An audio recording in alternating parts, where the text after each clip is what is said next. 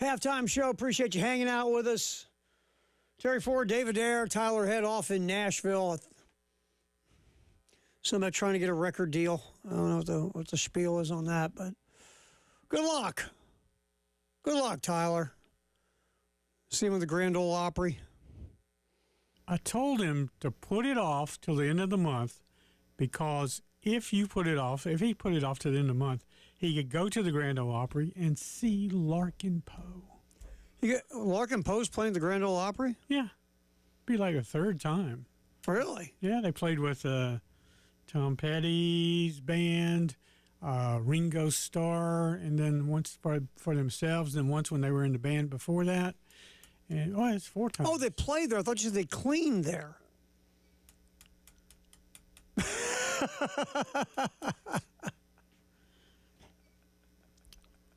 That is not funny.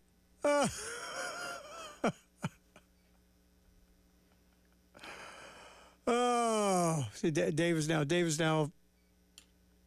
His feelings have been hurt for the next 3 hours. You know, when I see them on the 1st, I'm going to tell them about you. I'll be honest with you. I give them credit because they actually let you go to the concerts. The way you stalk them, I thought they would have had you arrested a long time ago. Well, I'm a pretty friendly stalker. Oh, you're a friendly stalker. I'm not a weird creeper. I'm a friendly stalker.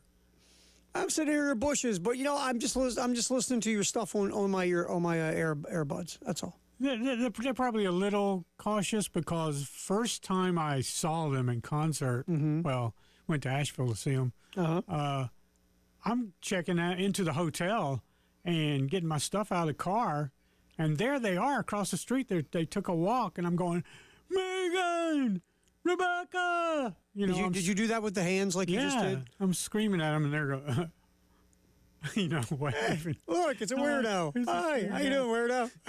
Yeah, call the police. You got your phone? 911, really quick. Yeah. Okay, hurry up.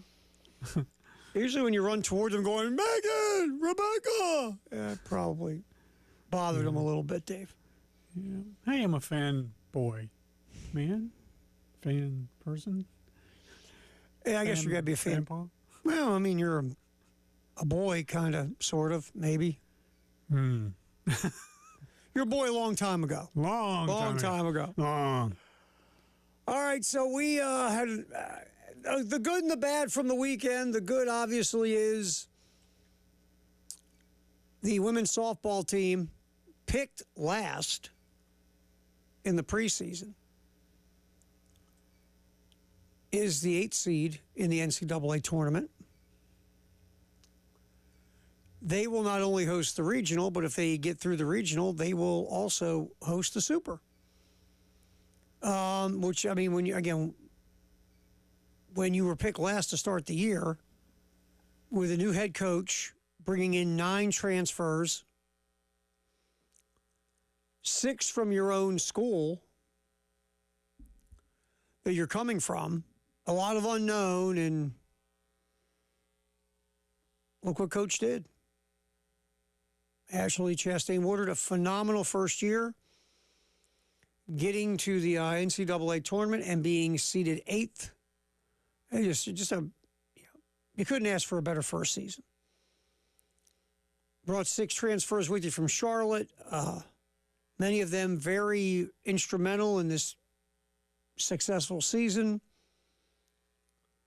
9 transfers overall, like I said, and it's just been a really nice year. Now you have Elon, who South Carolina will play. That's their first opponent. Also Virginia and North Florida. They are also at the regional. Virginia, and they steal bags, they hit homers. They're a good team.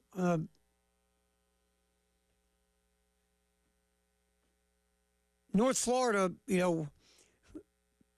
Bill and Preston were joking about North Florida because, again, North Florida took out South Carolina men's basketball. North Florida kind of hung out in baseball, and now here's North Florida again. Bill and Preston were like, this is our new rival. So you get North Florida, you get Virginia, and you get Elon. And if you do get Virginia, in the second game, and you can find a way to get past the Cavs and move on, then you will host the Super. So, and then if everything goes to chalk, you'll get UCLA, who is the 9 seed.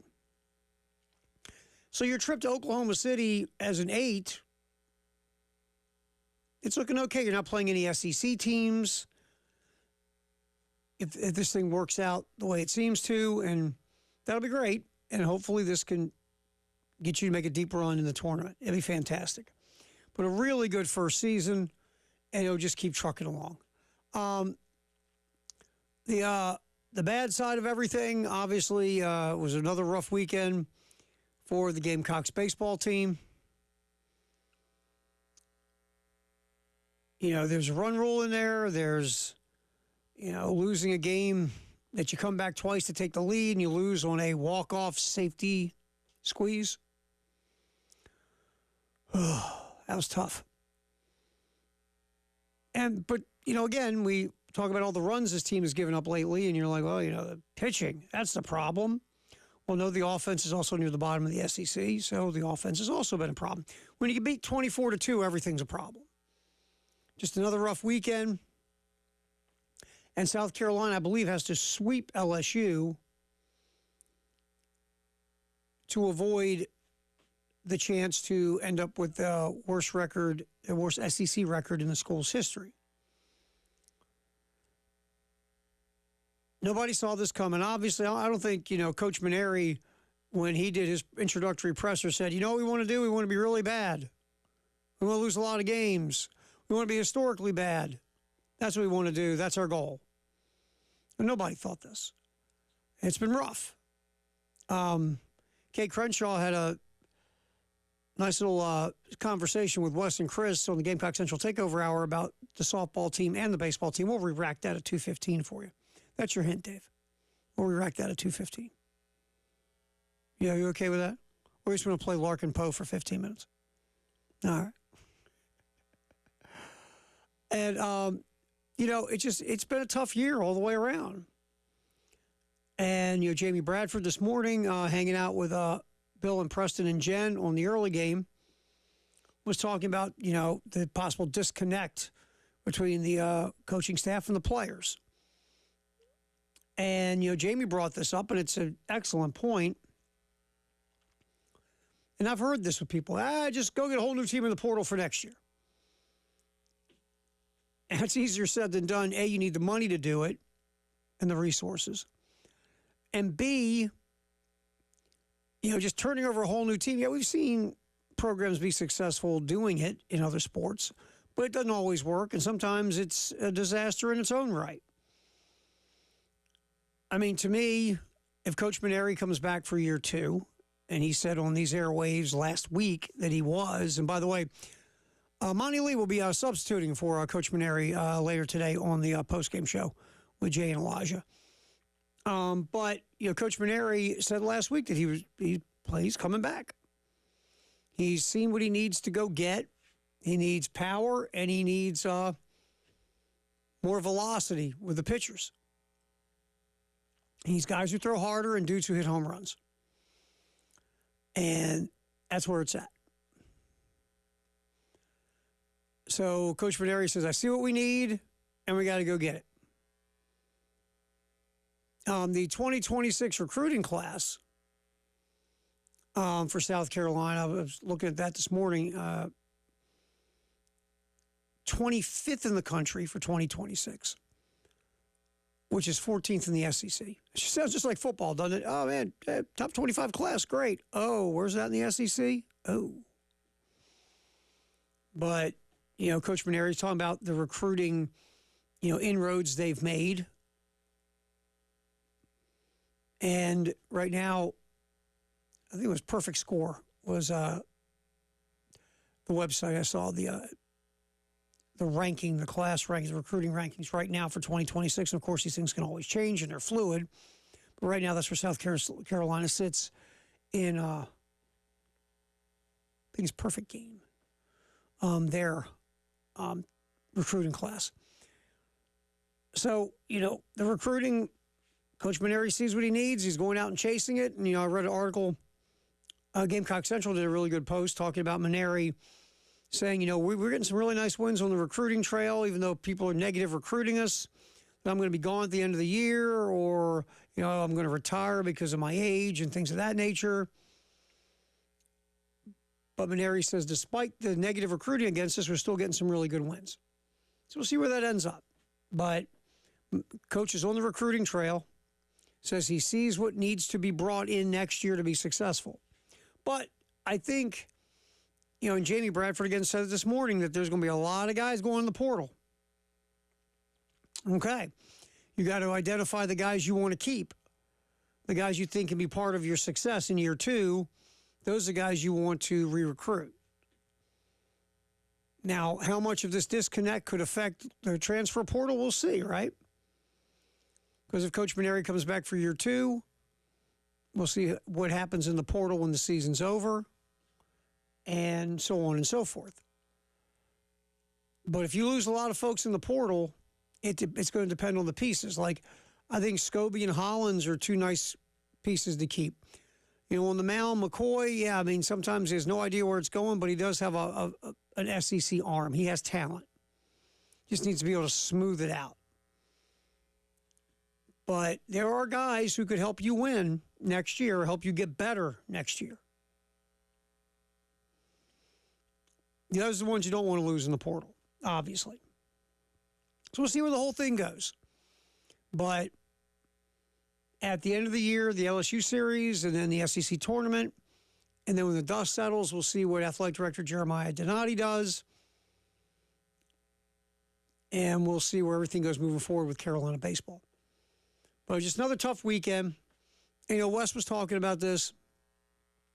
Other things we don't see in the box score, just fundamental errors, just, some brain cramps, throwing to the wrong bases, things of that nature. Guys running into outs in situations where they shouldn't be running into outs. There's aggressiveness and there's over-aggressiveness. There's times, again, look, it's great to be aggressive, but sometimes the situation dictates that you don't. And when you're overly aggressive in a situation where you shouldn't be and you end up getting thrown out, that's never a good thing. So that's kind of the stuff that's been going on as well with this, with the baseball team. But like I said, season's coming to a close, and we'll find out where everything's going from there. 410-808-4812. We'll get to you on the Love Chevy phone line. Hang in there. We'll get to you next segment. Also, Firehouse sub text line 803-404-6100 too. Terry Ford, David Dare, we're just kind of hanging out, talking Larkin Poe, talking some Carolina baseball, some softball. We're just chilling. That's all. We'll return. Will the SEC go to 9 games with the football schedule? There's some smoke that this could actually be happening, finally, at some point, hopefully. That's coming next here on the post-game show. What is wrong with me? I've lost my mind. On the halftime show here on The Game.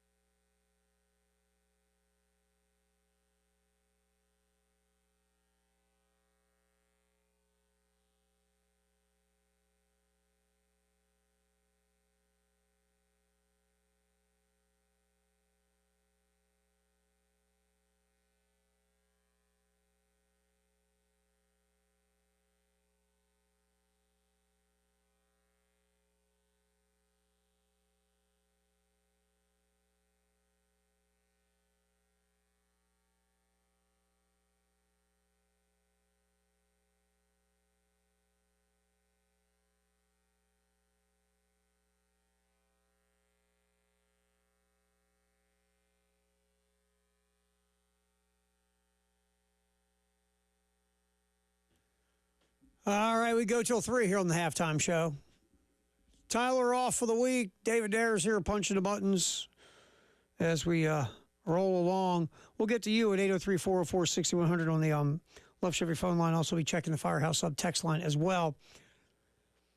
All right, so in the Athletic Post, the title is the SEC's long football schedule saga almost over. What a move to 9 games would mean.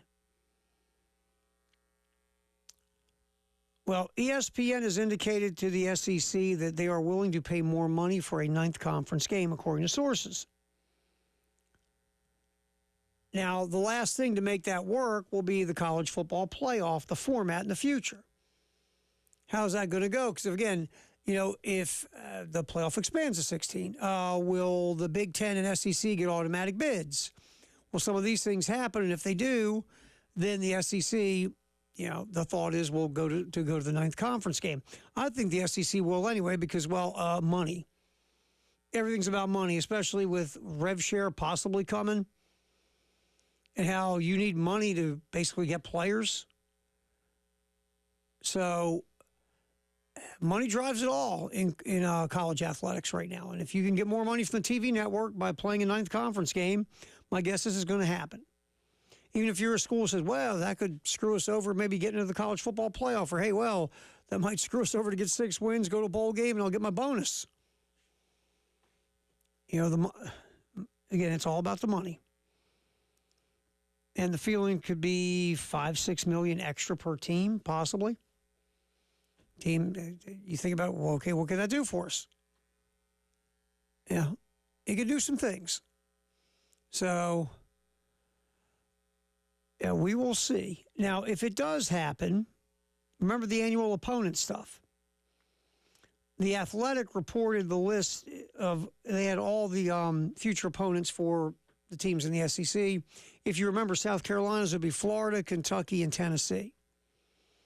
That would be your permanents, your annual opponents. This was that formula that we've totally forgotten about because the SEC didn't expand. Now, what would happen is each team would play 3 other teams every year, then rotate through the other 12 on essentially a biannual basis. That could mean a home and home in back-to-back years, or the 2 meetings could be further apart, but essentially the schedule would take on a 4-year format, which every team plays every other team at least twice in 4 years, plus the 3 annual opponents. Again, South Carolina's would be Florida, Kentucky, Tennessee. If that would happen, which would make this fan base happy to get Tennessee and Florida back on the schedule. You see, obviously, no Georgia, Kentucky, and South Carolina. I think they're just going to be crazy glued at the hip. And look, it's become kind of a fun little rivalry. South Carolina's gotten over on Kentucky the last couple of years. Before that, Kentucky was getting over, and there's been a little stuff brought to this thing, a little juice. Like my daughter would say, a little tea. And because of that, again, it's kind of ramped up a bit with Kentucky. So that's just the Athletic. They put that out, again, a couple of years ago when all this was going on. So we'll see what happens. Will there be that 9th game? I think it's going to happen again. It's all about dollars. It's about dollars. There's more dollars. And eventually the SEC, the SEC is always going to get their share of teams in the college football playoff. But if you're the Southeastern Conference, you look at what happened last year. You had 3 3-loss teams who you thought were college football playoff worthy. And because the SEC last year kind of slapped each other around, those 3 teams missed the college football playoff, I should say.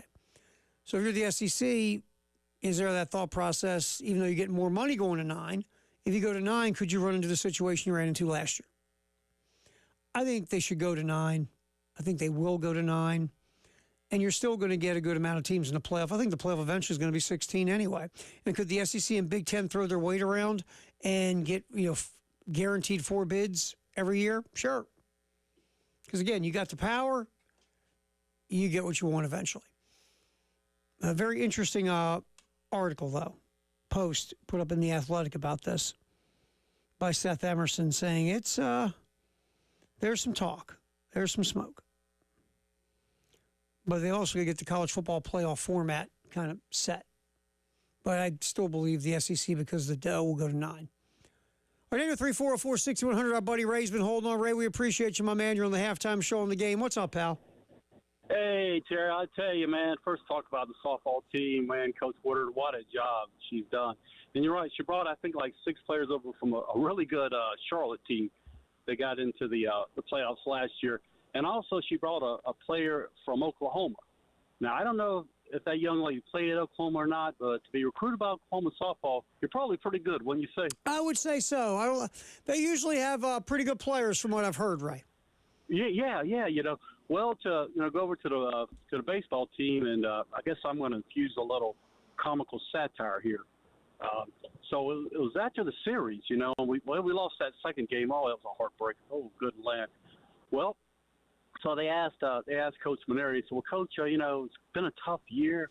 Is there anything you want to say to kind of put something out there to cover everything that's happened this year, because things just haven't gone good for you?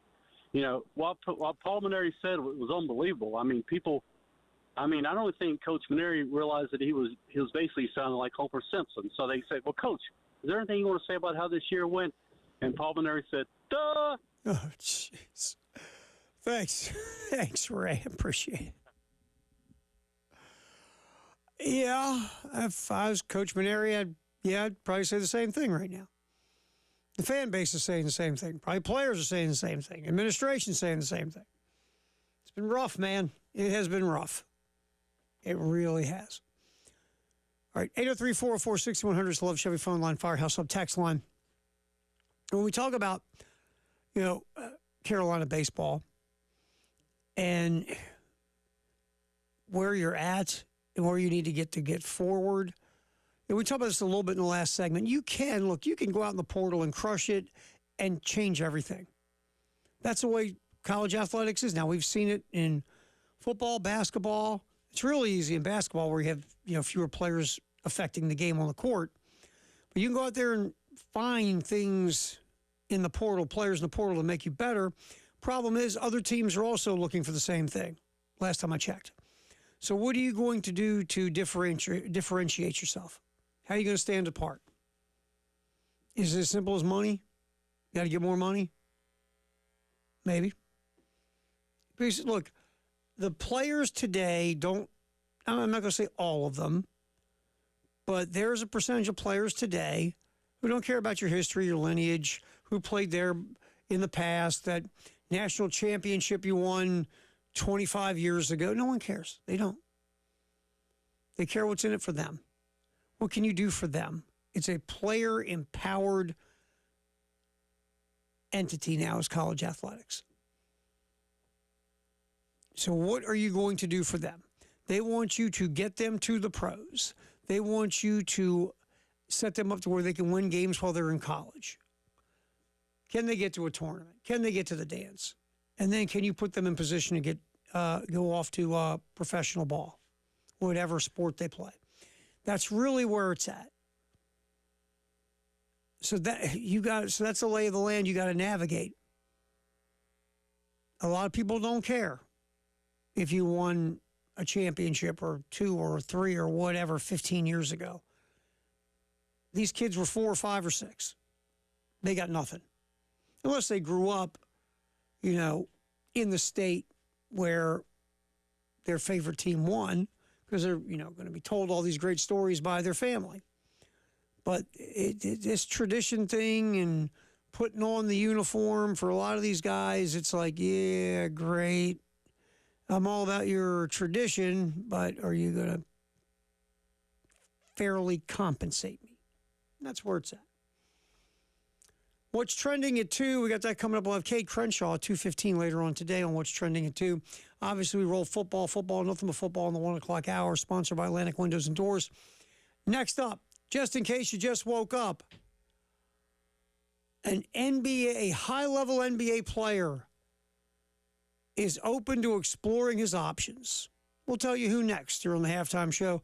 David Ayers here steering the ship. It's Terry Ford. We're hanging till 3 on the game.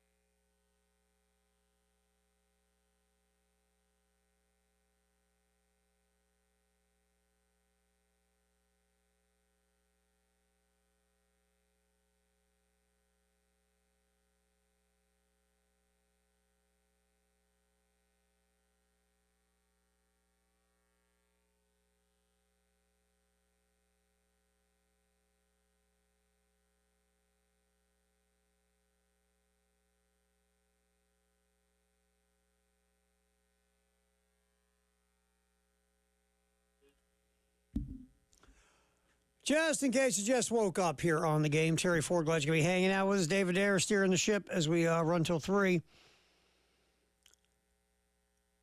NBA, I would say star. Absolutely. Giannis Antetokounmpo, for the first time ever, is open to exploring his best fits outside of Milwaukee. Not a shock. Giannis has always been loyal to the Bucks. One of the reasons I've liked Giannis, look, if you're not loyal, not like I don't like you, but I've always liked Giannis because he does have loyalty to the team that drafted him. And the Bucks have had loyalty to Giannis up until recently, where, well, I shouldn't say that to be fair. They were trying to put the best team around him all the time. It's just they had flawed logic in the last couple years here. But they did. They put a team around Giannis, and eventually they got the right pieces together and went out and won an NBA championship. And then, Chris Middleton, a very important cog in that team, couldn't stay healthy. One of the best two-way guards in the NBA, Drew Holiday, was then put in a trade. And this is where Milwaukee really screwed up. They went star hunting. And they decided to go get Damian Lillard. Now, Damian Lillard, a phenomenal offensive talent, there's no doubt. But Damian Lillard has an awful allergy problem. He's allergic to playing any defense. And, one of the things that Drew Holiday did so well was play defense out on the perimeter. He could guard 3 guys out on the perimeter. That's 3 more than Damian Lillard can guard. Holiday's not the scorer Lillard is, but Holiday is a huge culture guy, a great glue guy, and like I said, one of the best two-way guards in the league. I don't think there's a whole lot of coincidence that Holiday was traded to Boston, and what did Boston do last year when they acquired Drew Holiday? Oh, they won the NBA championship. I think that was the biggest mistake right there Milwaukee made. You needed offense. You needed shooting. I get it. You didn't have to go star hunting, especially a star that does not play defense. And everyone knows that Damian Lillard doesn't play defense. And another guy that needs the ball, which takes the ball away from Giannis. It wasn't a trade that made sense because I just didn't see Damian Lillard as a guy that was going to, night after night, accept taking less shots for the good of the team. Not that Lillard's not a team guy. Lillard just thinks Damian Lillard thinks the best option for a team to win is have Damian Lillard shoot the ball. Now, did Lillard defer a bit to Giannis? Sure. But for these superstar things to work, someone's got to defer. Someone's got to be the alpha. You can be co-alphas to a point, but when the rubber meets the road, you got a guy. You got a 1. You might have a 1A and a 1B, but you got a 1A. And I just don't think Damian Lillard consistency was going to defer to Giannis Antetokounmpo. I just don't.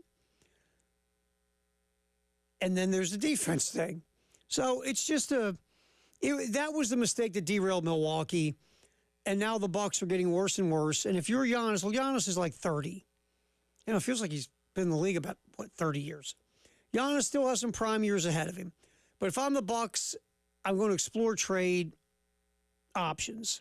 And if someone offers me a boatload for Giannis, I'm going to trade him. Because, again, Giannis is 30 now. Does Giannis still have some good years left? Absolutely. Giannis had a phenomenal year this past season. But Giannis is a guy whose skill set and success is based on freakish athleticism. No one's saying Giannis hasn't worked hard to be the player he is. Giannis has. But Giannis is not a shooter. So if Giannis loses some ups, loses some, quick twitch athleticism, Giannis can't fall back on a shot because that's where he struggles. So if I'm Milwaukee, I'm exploring trades, even though I don't want to trade Giannis. It might be for the good of the cause. Get the right amount of draft assets and draft capital. That way you can start rebuilding your team and rebuilding your asset war chest, so to speak. And you trade Giannis maybe 2 or 3 years before things possibly really start going downhill. Because, again, Giannis is not going to fall back on shooting the basketball. So we'll see where this goes. A lot of people first thing they say, Houston. Houston's got to get Giannis. If Houston had Giannis, they'd have beat Golden State. Maybe. Because Houston needs scoring. Absolutely, Houston needs scoring. Also, people have talked about Kevin Durant going to Houston. Because, again, Houston needs scoring. We'll see where this goes. But Giannis, again, open to exploring options outside of Milwaukee. Just a sad story. Miami Hurricane linebacker Ardarius Hayes, who was one of the drivers in a two-vehicle crash that left 3 people dead and at least 2 others injured, has been released from the hospital. 3 people who died in the result of the crash were all in a Kia Soul, which collided with a Dodge Durango being driven by Hayes on Saturday afternoon in Largo, Florida. A 78-year-old woman was driving the Kia, and 2 of her passengers, a 10-year-old and a 4-year-old, died in the crash. Another passenger in the Kia was hospitalized with serious injuries. No tickets or criminal charges have been filed, although the investigation is continuing. Now, Hayes, word has it, has had multiple issues when it comes to driving problems. He's had a couple of accidents. There's been some tickets. I was reading about this earlier today. If all that is true, I mean, again, look, we all know that guy, right? Tickets, accidents, and you keep driving even though your insurance is like, what, $500 million a month? Because the first thought is once you hear about Hayes' past and if all these reports are true, then you're going, why is this guy on the road? And yeah, after a certain point, you should get your license suspended or revoked or whatever. Or you have to go to like driver rehabilitation or things of that nature. But it's just a sad story. NBC announced today Hall of Famer Michael Jordan will be a special contributor on their NBA coverage. And look, I love Mike. I'm a Jordan guy. Grew up a huge fan of Michael Jordan. What is Michael Jordan going to bring to the studio as a contributor? I don't know. But I hope it's better than what he brought as an owner or what he brought as a general manager. Ugh. We'll see. I mean, if Jordan shows some personality, tells some stories, gives us some behind-the-curtain thoughts on, strategy and just his mindset, that could be fun. I don't know. What's Michael Jordan going to do? Will it be entertaining and compelling, or will it just be kind of painful? We'll see. Just in case you just woke up, there you go. Here on the Halftime Show. All right, so we have baseball tomorrow versus Winthrop, 6:15 pregame, 6:30 first pitch in Columbia here at 107.5 The Game and our affiliate in Myrtle Beach, 100.3 The Game. Yes, we're still doing our Palmetto Citizens Federal Credit Union Grand Slam giveaway. If a Gamecock batter hits a Grand Slam, you can win cash. The pot right now is $525. Go to 1075thegame.com to register. Firehouse Up Text the Hour coming up next. Texter at 803-404-6100 wants to talk some Gamecock baseball. That's coming up on the Halftime Show on the Game.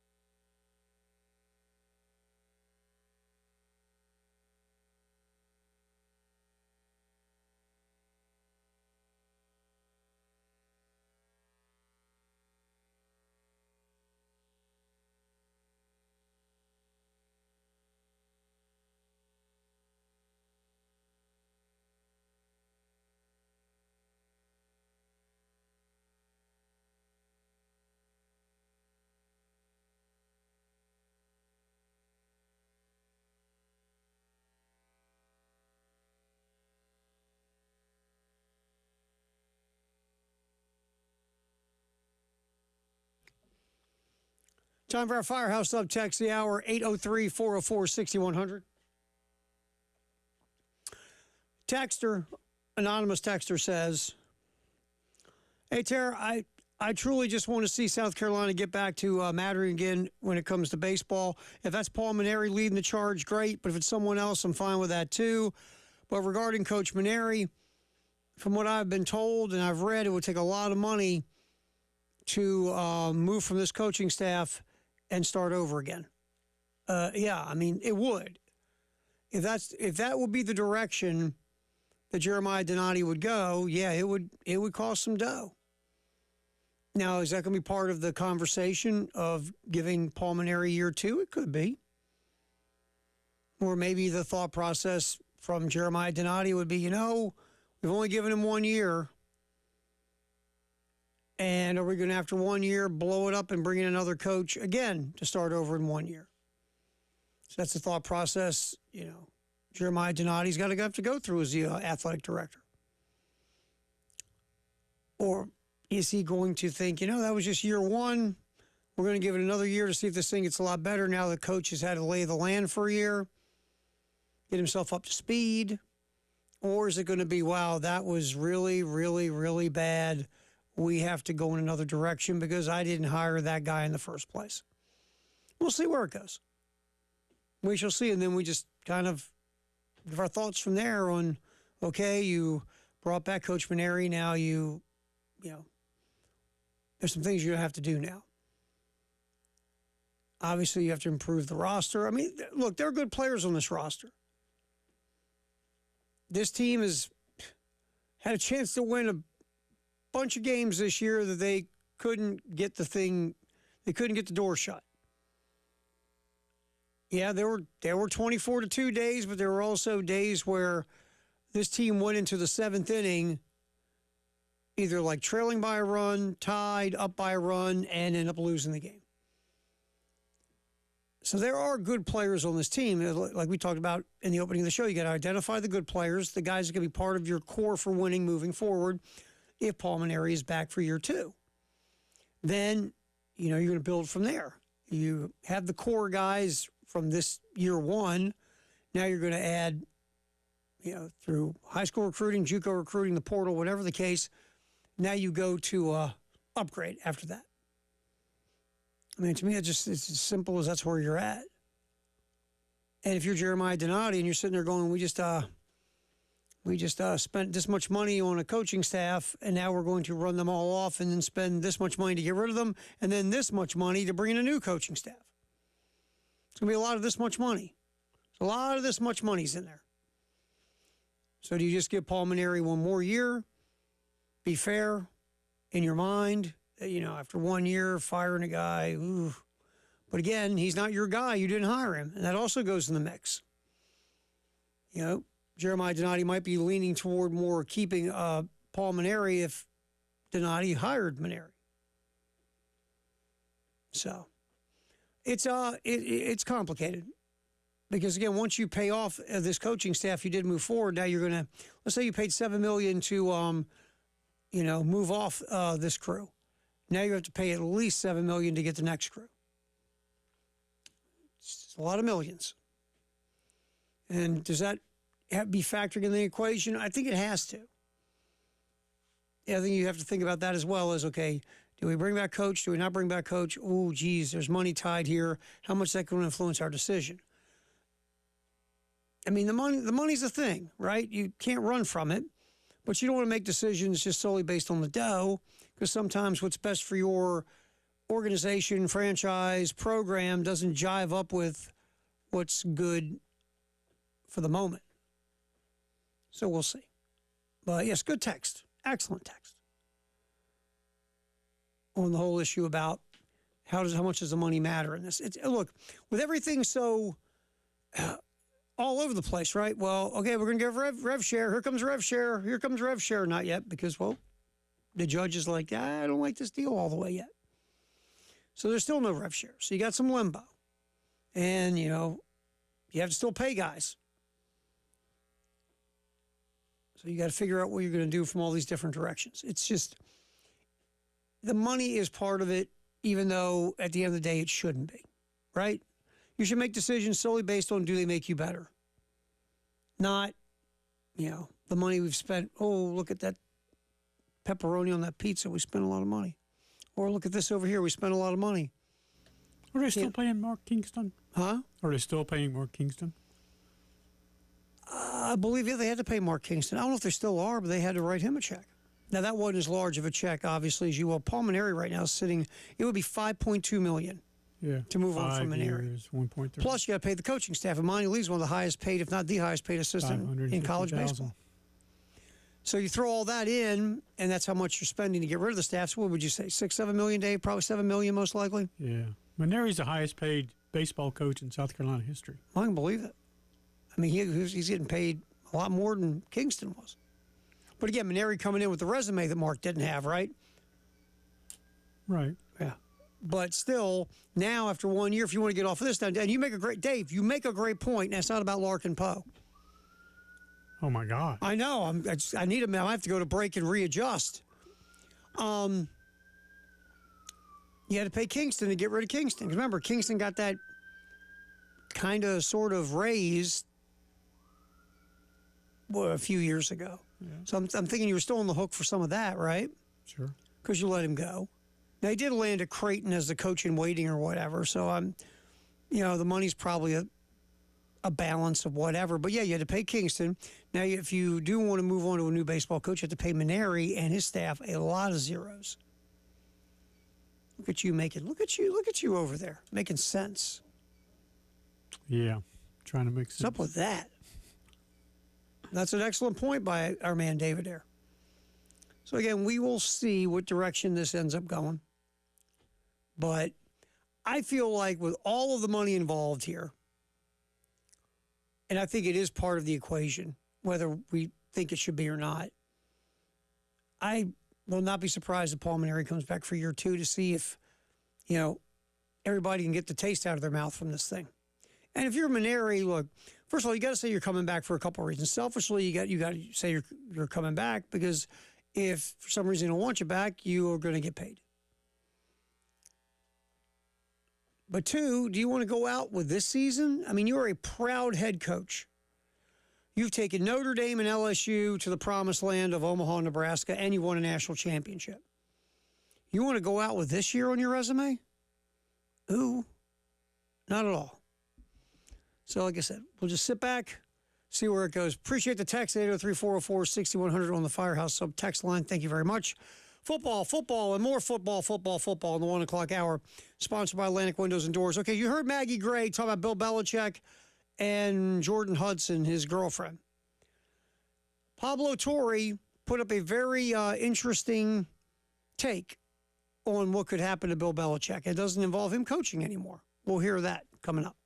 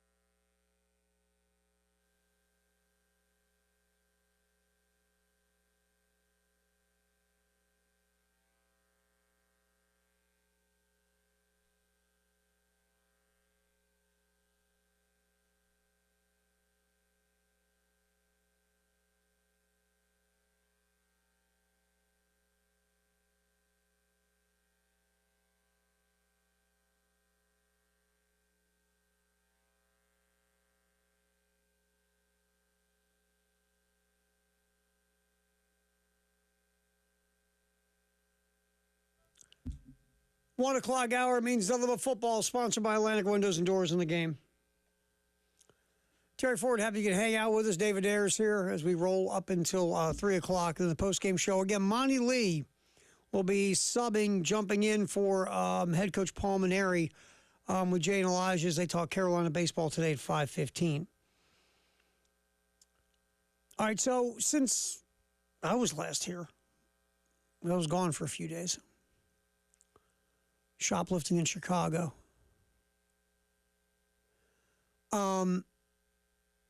Rasul Faison, the South Carolina running back who has not yet been cleared by the NCAA, has lawyered up. I think, yes, what a great move. I would say that no matter what school Faison is trying to play for. Go lawyer up because the NCAA stinks in court. Miles Studi, who is back at South Carolina after getting the thumbs up for another year of eligibility, talked about that situation, saying that Faison has hired the same attorney that Studi did to check into the whole thing. I mean, Shane Beamer was very frustrated about it in the welcome home last week, and I don't blame him. I mean, this thing's gone on for weeks. Just can't be that difficult. But, Miles Studi talked about all the paperwork you have to fill out and all the hoops you have to jump through just to file to the NCAA to, get this next year. And it seems like Faison should get another year. If you look at the timeline, because again, that's separate from, he did play JUCO ball, and we saw Diego Pavia look at the NCAA, of course, had an attorney with him, said, screw you guys, I'll just take you to court and win. So if you're Faison, you know how bad the NCAA is in court, and the NCAA knows how bad they are in court. So, yeah, you lawyer up, and hopefully here soon you won't have to put up with anything else, and the NCAA will clear you for another year, and you'll roll off to South Carolina. So we just keep an eyeball on this thing, because now that Faison, if you don't have Faison, you got no shot to be really good, but Faison just makes you better, it feels like, because he puts depth to that running back room. Even if he is a 1A, 1B sort of thing with Oscar Attaway, or it's part of a running back by committee with Howell and Fuller also there in the mix, whatever the case is, Faison is a running back that, folks have gotten excited about with the prospects of him playing at South Carolina. But if you're Shane, you'd like to know this thing so you can, set up your house, so to speak. All right. So we look at these bowl projections because, it's goofy, it's fun, whatever. These things are never true this time of year. But what they did is they put South Carolina not in the college football playoff. No, the ReliaQuest Bowl. How tingly is that? Just rolls off your tongue, doesn't it? Rose, orange, sugar, cotton, Fiesta, ReliaQuest. Yeah. Whew. Smooth. Smooth as that Boone's Farm I used to drink behind Skateland when I was a kid. Smooth. Boy, Dave, that didn't end well. Woo! That wasn't good. And a girl one time said her favorite drink was Boone's Farm Strawberry Hill. Strawberry Hill. That was my jam. And she likes Spam. Ooh. Cheap date. Hey. Spam and Boone's Farm. No more. How long did you go out with her? Almost 2 years. Yeah, well, you didn't spend much money. She was a keeper. And the good thing with the Spam, you bought the can. You can make her like 5-6 meals, Dave. Doggone right. If you did it right. I made, for our romantic dinner, we're having Spam sandwiches, Spam pudding, and tomorrow morning, Spam and eggs. Tell you, Dave. See, that's where you've gone wrong. You've gone away from your Spam game. That's right. It's true. Get back to Spam, Dave. It's gold. So, anyway, let's see. The ReliaQuest Bowl is what CBS Sports projects for South Carolina. That means they'd be out of the college football playoff, obviously. And the teams ahead of them in this projection, Texas, Georgia, Alabama, LSU, all make the college football playoff. Florida gets the Citrus. Oklahoma goes to the Gator, and South Carolina goes to ReliaQuest. That says, obviously, South Carolina is not making the college football playoff. Now put them 1, 2, 3, 4, probably 6th or 7th in the SEC, depending on tiebreakers. Again, that's a way too early bowl projection. We just like it because, it's fun to look at all the way too early and then come back and look at it later and go, man, that was way too early. So that's a little nugget of information from CBS Sports about South Carolina football. Kind of interesting. What's trending at 2, sponsored. Not what's trending at 2. I'm telling you, Dave. I'm telling you, I've lost my mind today. It's a lack of sleep and a lack of Bailey's for my coffee. It's not a good day. A lot of football in the 1 o'clock hour, sponsored by Atlantic Windows and Doors. Bill Belichick. There's a lot going on here, man, and it just keeps going. Pete Thamel was on SportsCenter to give his latest update on Bill Belichick and his muse. We're calling her a muse now, Dave. Jordan Hudson. Sure. His muse. And here's Pete Thamel giving you the latest Belichick news on SportsCenter. I believe it was yesterday. Sure. Kevin made a few calls to North Carolina today to kind of take the temperature of where things were. I think the most important thing I gleaned today is they pushed back very hard at the notion of Jordan Hudson being banned from the facility, as was being reported today. I was simply told unequivocally that's untrue. I do think from talking to people at North Carolina today, there are some lessons that they have learned. They hired an internationally famous celebrity to be their head coach, and with that, everything's amplified. His hire was one of the biggest stories in sports, and these recent brush fires have been amplified because he is Bill Belichick, and he is known throughout the world. One thing I was told today that Carolina is doing to help better manage Belichick and the publicity that inherently is going to surround him, Kevin, is they're going to bring in a PR specialist, a veteran NFL PR guy. They're in the process of hiring, a guy named Brandon Faber, who'd work with the Bears, and he's going to work just with Bill Belichick, along with doing some NIL and branding for his UNC PR. That's in addition to another PR person they're bringing in to handle the regular team work. Another observation that I've made and others have made since the initial CBS This Morning interview is Jordan Hudson has clearly taken a step back from the amount she's posting and the amount she's tying herself to UNC. I just think there's some lessons learned for everybody here about the size of the spotlight around Bill Belichick. And ultimately, to answer your question about the school, Bill Belichick is going to be judged by wins and losses. And there's a feeling and anxiousness to get onto TCU, I think, Kevin, from the people at UNC. But ultimately, that's where this hire is going to be great. Okay, so there's Pete Thamel saying they're going to hire a PR firm, and that Jordan Hudson has backed up a little bit since that whole fiasco on CBS Sunday Morning. But according also to David Hale, North Carolina, no, it's not according, this did happen. North Carolina issued a statement Friday that Bill Belichick's girlfriend is welcome and is a welcome guest at the football facilities after reports claim she had been banned by the school. Now, here's two things can be true in life, right?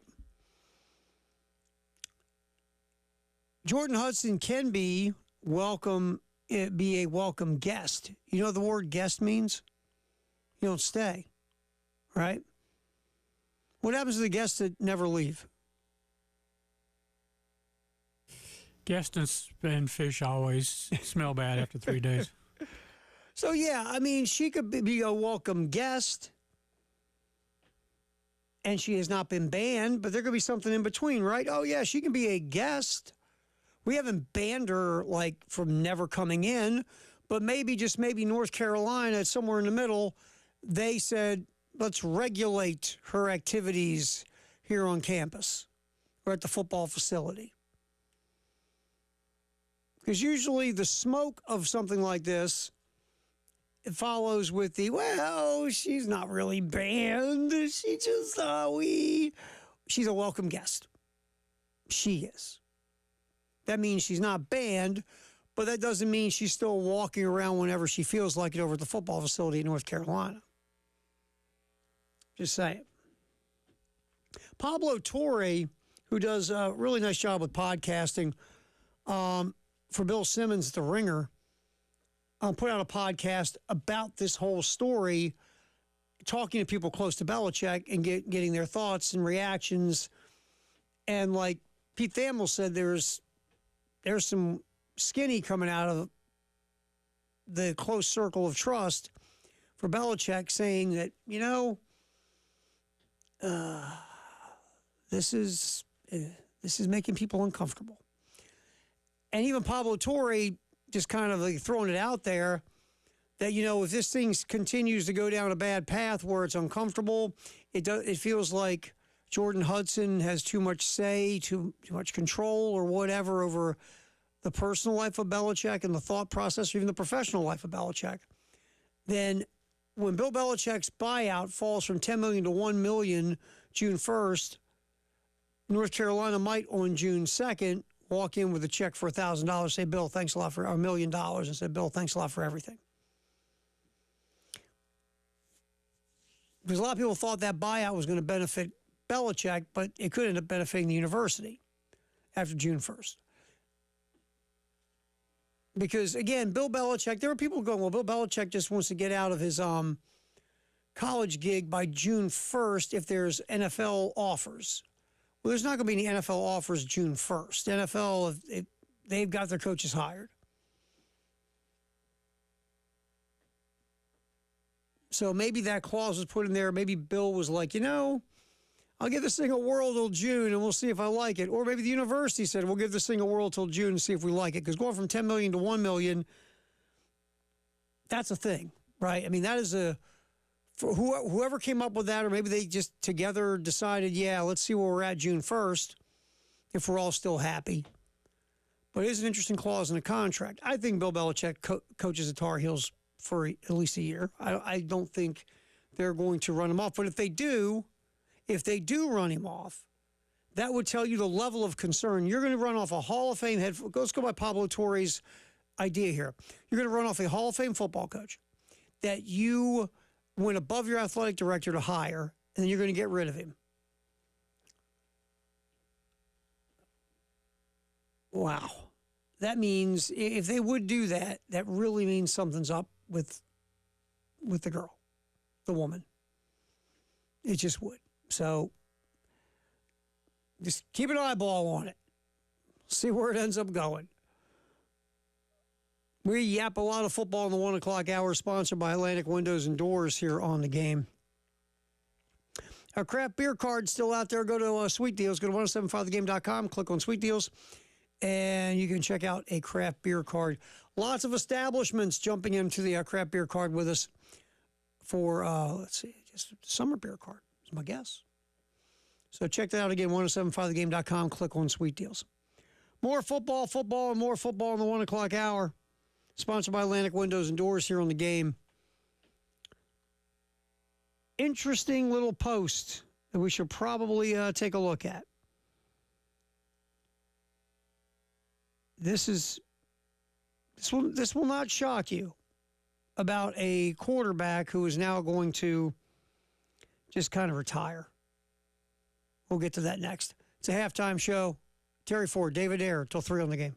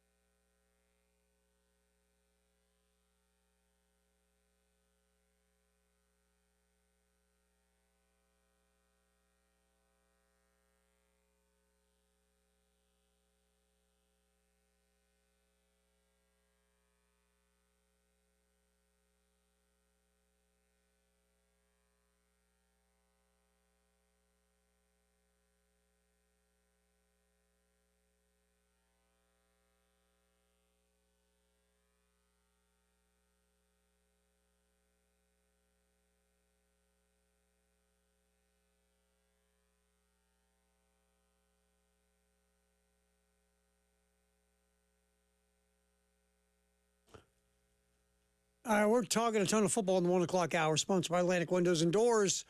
And now we know the NFL schedule comes out Wednesday. We know the first game. Eagles, Cowboys, Thursday, September 4th on NBC Peacock, 8:20 p.m. kickoff. Also, YouTube TV will be involved. Again, Eagles, Cowboys. Defending Super Bowl champion, Eagles, and America's most polarizing team, the Cowboys. Again, I say this all the time. The Cowboys are not America's team. They're America's most polarizing team. You can't be America's team if half the country hates you and wants to see you lose. Because to be America's team, it's like the only other like America's teams we have are the Olympic teams, right? Does half the country root against our Olympic team? No. If you're America's team, everyone pretty much for the most part is rooting for you. It's not the case. The Cowboys, it's pretty much the country. Half the country loves them, half the country hates them. I should split that in thirds. A third of the country loves them, a third of the country hates them, and a third of the country is entertained by their misery.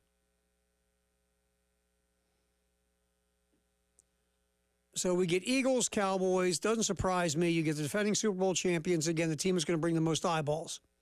Look, I get it.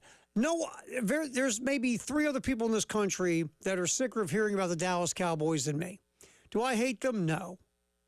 Do I love them? No.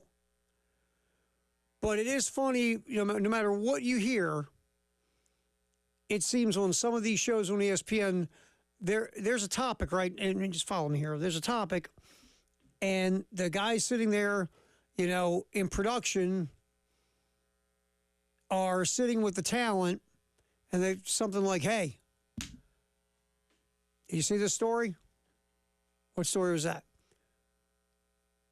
You saw that baseball story. Freddie Freeman, Mother's Day, has a huge game, hits a home run, kind of honoring his mother who passed away, when he was younger. Oh, I saw that story. How do we incorporate that with the Cowboys? Freddie Freeman had a great Mother's Day again this year, celebrating and honoring his mother who died when he was young, which reminds us about the Dallas Cowboys. I mean, I laugh at the ridiculousness on how some of these shows on ESPN or other, sports channels will do whatever they can to get the Cowboys involved in the conversation. And I know why. Because every time you say the word Cowboys on a national platform, people listen or watch. They just do. Because, again, the Cowboys are the most polarizing team in America. So it makes perfect sense. Even though the Cowboys were underwhelming last year, they will be in the opening game of the season with the defending Super Bowl champions. Makes perfect sense. NFL, they're not dumb when it comes to certain things. Certain things, you shake your head and go, wow. Did they make that decision sober? But for the most part, the NFL, they know what's up. So Cowboys, Eagles open the season. Of course, the big old schedule release extravaganza, I think is Wednesday. There will be schedule release parties all over the country. There'll be a sponsored schedule release show. That's what the NFL does. That's what they do. They should just print their own money, put Goodell's face on it, and be done with it. They should. But that's the latest there. The Cowboys and the Eagles. That's the way this thing's going to roll. All right, so Cam Rising, who I felt like had played college football for the last 15 years, is finally retiring. It is a shame, though. Rising's retiring from football due to a hand injury. Rising, when healthy, was a real difference maker for Utah. If you look at Utah's one-loss record in games that Rising played, Utah was so much better of a team than without Rising. I'm not doing a one-loss record for quarterbacks here. I'm saying this team is much better when Rising plays. And the one-loss record showed it. Because Cam Rising would take to inefficient Utah offense, and they'd get it going. Rising was never going to be some first-round pick in the NFL draft or anything like that. Rising was just a good college quarterback who felt like was around at least 10 years. But because of the hand, Cam Rising is now going to give it up. Rising has accepted an offensive coordinator role at Newbury Park in California at a high school. That's where Rising was a 3-year starter. So Cam Rising is done retiring from football. Another college story, Mississippi State is building a practice facility, $60 million practice facility. Again, first of all, it'll be good to practice indoors on days you need to because of the weather. 2, it's a fancy, shiny toy for recruiting. It's the arms race. It's the resources and buildings arm race that you have in college athletics, especially college football. So Mississippi State, shiny new facility, show it off to recruits, let them run around in it and do cool stuff. Maybe put a bounce house in the middle of it so they can play. I don't know. But these are the kind of things you do that, can make a difference at times. Some recruits will see a beautiful new indoor practice facility and be told by the coaching staff, hey, see you in there in next year or two, bub. Some guys they'll dig it. So that's Mississippi State putting a $60 million indoor facility.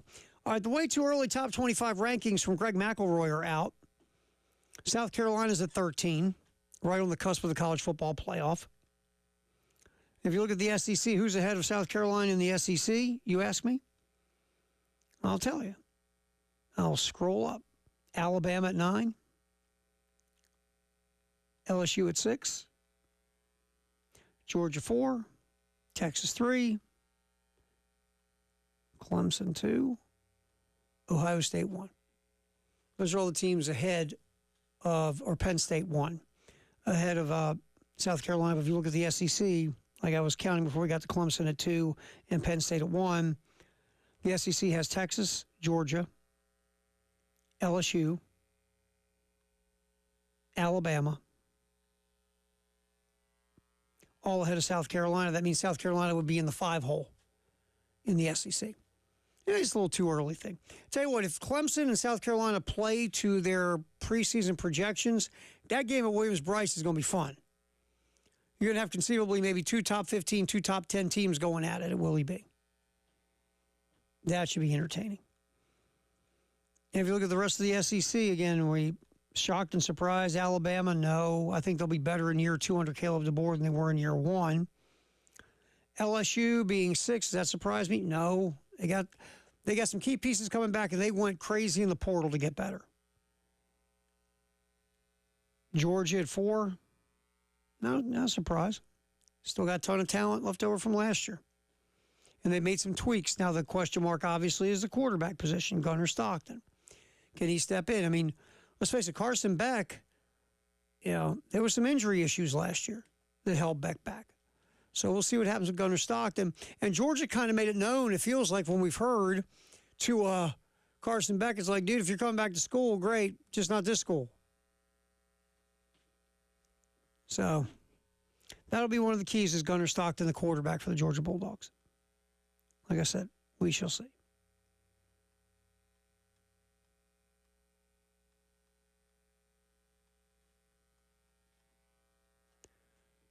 All right, football, and more football in the 1 o'clock hour, sponsored by Atlantic Windows and Doors here on The Game. All right, we have The Game TV. It's cool. Hey, how you doing? Hi. Wave hi. Wave hi. It's at The Game TV Radio if you go to the YouTube channel. It's powered by Integrated Media, sponsored by Shepherd's Glass. You can download the 107.5 The Game app as well from iTunes, Google Play, anywhere. Again, it's at The Game TV Radio. It's The Game TV, sponsored by Shepherd's Glass and powered by Integrated Media. All right, circling back to the NFL, these rookie mini camps are going. We're going to look, just in my opinion, on a team that did it right at the draft and a team that just kind of made you scratch your head at the draft. And the funny thing is, these two teams, in my opinion, is going to be totally different than a lot of people's opinion on these two teams as we go into the rookie minicamp. And I bring this up because a former player of one of those teams was traded and scorched earth We'll get to that next year on the halftime shows. We talk football in the 1 o'clock hour, sponsored by Atlantic Windows and Doors in the Game.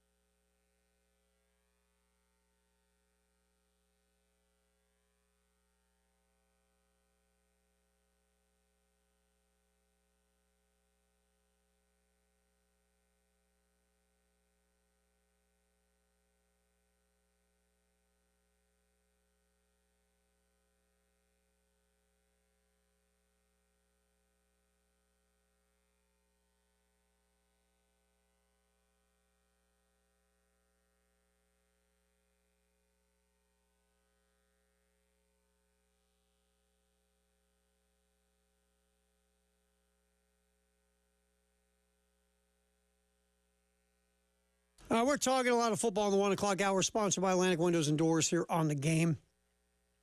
All right, so rookie mini camps have been kicking in around the NFL. You get to see your draft picks show up, run around in, Crocs and man capris, and everybody gets all goo-gooey over just kind of like glorified catch or whatever the case. But you get to get all your rookies together and see maybe what kind of shape they're in compared to last time you met with them, or what are they like compared to when they were at the combine, whatever the case. And as I see all these things going on around the football world, I also see George Pickens was traded from the Steelers to the Cowboys, the wide receiver. And if you follow the NFL, or even if you follow college football, George, he's got quite the personality. Sometimes it can be kind of detrimental to himself and his team. So it'd be perfect for the Dallas Cowboys, right? Yep, and the Cowboys traded for George Pickens. So Pickens lit up the Steelers, saying they were cheap, frugal, wouldn't spend the money to keep players. And look, the Steelers have really done themselves in here lately. And look, the Steelers they have a winning record every year. They do. They've had a winning record. I mean, Mike Tomlin's never had a losing record as a head coach in Pittsburgh. It's a rock-solid franchise, but they've become kind of level 2 because of their quarterback problems. It started when Ben Roethlisberger was getting old. Then after that, Pittsburgh just kind of lost it. Reached for Kenny Pickett in the first round. That didn't work. They've had some other stopgap quarterbacks. They haven't worked. Whether it's, young guy in Justin Fields, grizzled veteran in Russell Wilson, whatever, just hasn't worked. And that's really been the problem with the franchise, number one. It just has not been able to find their quarterback. That being said, Pickens going off on the Steelers, I get it. When you're not what you used to be, everybody can look at things and take shots. But I'm going to give the Steelers credit because they got killed during the draft by not taking a quarterback in the first 3 rounds. Got killed. And there were people saying they should have taken Shedeur Sanders in the first round. But Pittsburgh passed on quarterbacks. And I get it. They didn't like any of these quarterbacks enough to pull the trigger. They didn't like Cam Ward enough to try to trade up to get him. They didn't like Shedeur Sanders enough to take him right there, or Jackson Dart to take him right there in the first round. They're like, nah, we're good. It's too important of a position. I say this all the time, and I think I'm probably in the minority these days, and that's okay. I'm used to it. I would rather, if I'm not 100% sold on a quarterback, I'd rather just pass on the quarterback and take someone else. Maybe someone who's rated higher on my board, whatever the case. If you reach for a quarterback that you don't believe in just because you got to have a quarterback, that typically doesn't work out well for you. And now you've just delayed the process of getting a quarterback by 2 or 3 years, and now you've done the rookie quarterback salary dance for no reason. If you don't believe in those quarterbacks, don't take them. Especially because next year's draft should have a good amount of better quarterbacks than this year. So don't take them. It's just that simple. If you don't believe in them, don't do it. And Pittsburgh didn't believe in any of these quarterbacks. So they didn't take them. And the flip side of that, everybody's applauding the Giants for drafting back in the first round and taking Jackson Dart. Look, I hope it works for you, man. I do. Jackson Dart, though, the things that Jackson Dart has to do better all involve the neck up. Processing the field, going through progressions, going through reads. Look, can Jackson Dart learn it? Yeah, sure he can. But there are times when you've never done that stuff that all of a sudden you're doing it and you got no clue. You got no idea what's going on. And really all of Lane Kiffin's quarterbacks, once they got to the NFL, let's talk about all the ones that have been really successful. Okay, we're done. Because, again, that offense that Lane Kiffin runs just doesn't lead to that. And that doesn't mean that it's not a good offense, because obviously it's an explosive offense. But getting a quarterback prepared and ready to play in the NFL, no. And that's not Lane's job, to be fair. Lane's job is to win as many games as humanly possible at Ole Miss. So, Jackson Dart, the Giants go back into the bottom of the first round to get Jackson Dart, even though he's got to get better at some very important things. And that's why some teams looked at him as a second-round pick at best, because he has trouble processing the field. But the Giants traded back in the first round to get him. And Brian Dable hangs his hat on Josh Allen, and I get it. Look, Brian Dable did a heck of a job with Josh Allen. Helped round off the smooth edges. But Josh Allen also did a heck of a job with Josh Allen, because Josh Allen broke down his delivery from the ground up and rebuilt it. Him. And made himself a more efficient, effective, explosive quarterback, because he just got better at throwing the ball. Was more accurate. But to always go to the Josh Allen card, and that's what we're getting with Jackson Dart. Wow. Reminds Brian Dable of Josh Allen. I've said this before. The NFL quarterback cemetery is littered with, hey, reminds me of this guy. Hey, he looks like that guy. He throws the ball like this guy. He wears cleats like that guy. To me, I think the Steelers did the right thing. They didn't believe in any of these quarterbacks, and they passed on them. I think the Giants talked themselves in to Jackson Dart, because they got to get a quarterback, right? Which doesn't really go with what the Giants are doing, because they've got a GM and a head coach both on the hot seat who could lose their jobs. So what's a consistent message? Oh, there isn't one. We'll see. Maybe I'm wrong. Maybe Jackson Dart will be Lane Kiffin's Patrick Mahomes. Remember, nobody thought Texas Tech quarterbacks could play in the NFL using that Cliff Kingsbury system until some dude named Mahomes. So, we'll see. But me, and this is just me, I'm in the minority on this thing. I really am. A lot of people think the Giants, that was a great move by going to get Jackson Dart, and the Steelers screwed everything up by not taking a quarterback. I just think, again, if you're not in love with them, and a lot of people don't love the quarterbacks in this past draft, you don't take them. And maybe Brian Dable can unlock Jackson Dart and put together an offense that's easy for Jackson Dart to process and make quick decisions and be able to read the field. We'll see. I don't know. We'll find out. 803-404-6100. Let's grab John real quick, talk about some draft picks real quick. John, thanks for giving us a ring on the halftime show on the game. What's up, my man? Hey, man, I just want to talk to you about the Steelers, and I know why they didn't take a quarterback. Aaron Rodgers. No, well, that's part of it, but that's not the reason. What you got? This year, they had a first round, a third, a fourth, a fifth, and a sixth, and a seventh. 5 picks. Mm-hmm. With all the trades they have next year, they have 12. Mm-hmm. And that's another excellent reason. That's another excellent reason. They got 12. They're always going to finish above 500, so they're always picking in the middle of the pack. Mm-hmm. So they never get an opportunity to swing at a top 5 quarterback.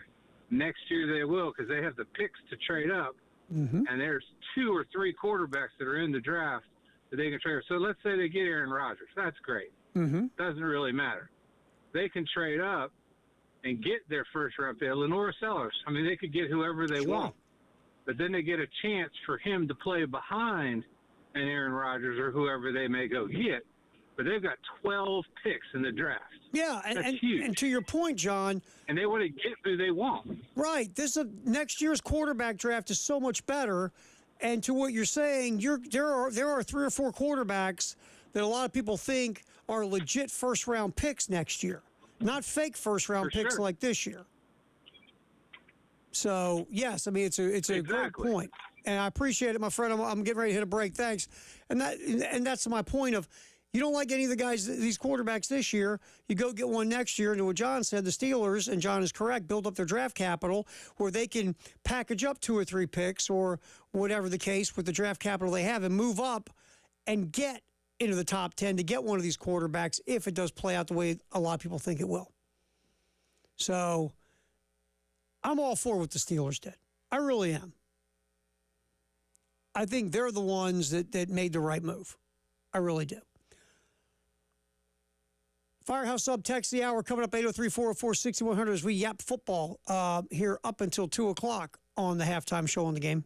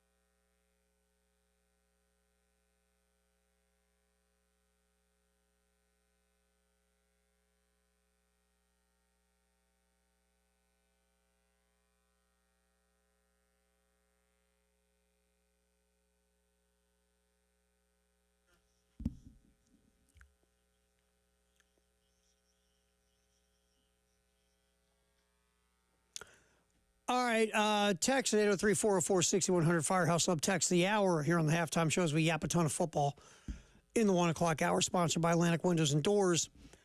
Terry, you guys were talking earlier about Spencer Rattler's chances to be the starting quarterback in New Orleans.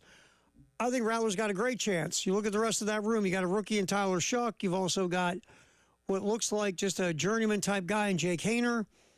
I think Spencer could be the starting quarterback. Yeah, He could be. He could be. Derek Carr retiring because of his shoulder issues leaves the quarterback position wide open. There's going to be a battle between Rattler, Shuck, and Hayner. Heck, you might as well see if Drew Brees is available. How about Archie Manning? Why not? I just think that, could it be Shuck? Sure. I don't think Shuck's ready to be a starter. Second-round pick from Louisville. I think Spencer Rattler would beat out Jake Hayner. And I think Rattler has a real legit shot to be the quarterback. I do. And here's the other thing, and we were just talking about, the Steelers not taking a quarterback and the Giants kind of talking themselves into a quarterback. Hell, Cleveland talked themselves into two, which made no sense. We're a team that stinks. And, yeah, we do need a quarterback to get some of the stink off of ourselves. But right now, because of the quarterback situation that we totally screwed up, the rest of our team is kind of decaying. So, to me, you've got valuable draft picks you need to use, and you use two on quarterbacks that neither one people are sold on to be actual starters ever in the NFL. I think Dylan Gabriel is going to be a nice backup in the league and a coach one day. Shedeur Sanders, you've heard what I thought about this. I think if you put Sanders in the right spot with the right players around him, with the right coach, Sanders can be a solid starting quarterback. But it's got to be right. You just can't say Shedeur Sanders and throw him anywhere. And in Cleveland,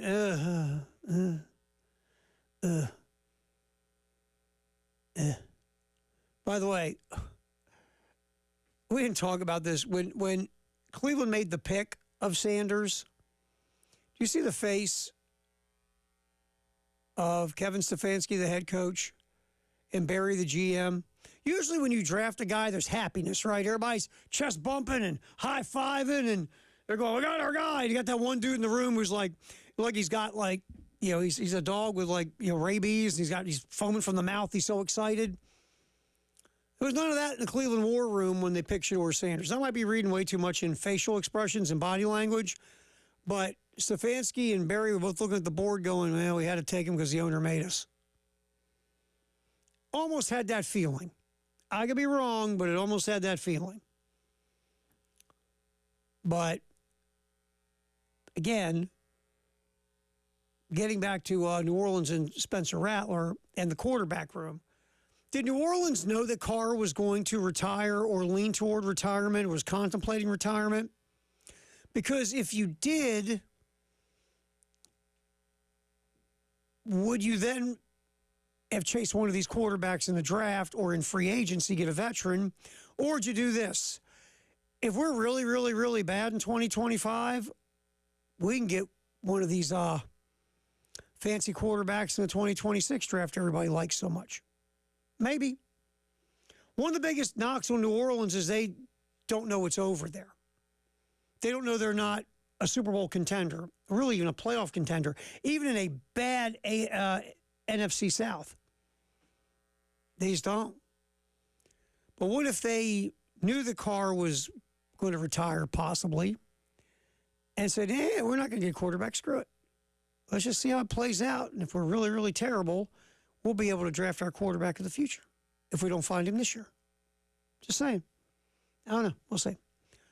We shall see. But excellent text. Appreciate it like always. At 803-404-6100.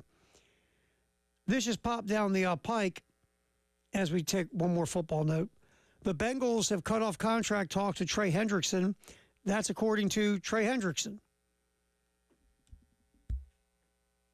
Hendrickson has been looking for a new deal, trying to get a new contract. Had a heck of a year rushing the passer last year.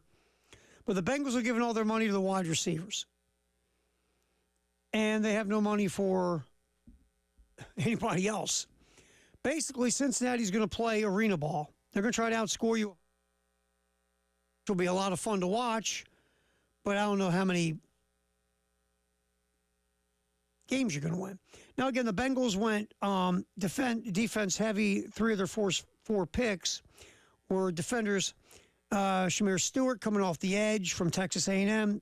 Obviously, our guy Demetrius Knight from South Carolina, and Barrett Carter from Clemson. Hendrickson, those top level, man. He has developed into a big-time pass rusher off the edge. And Cincinnati looked at it, so we'd rather pay our wide receivers and figure out the defense as we go along. So Cincinnati will not pay Hendrickson. I think that's a mistake.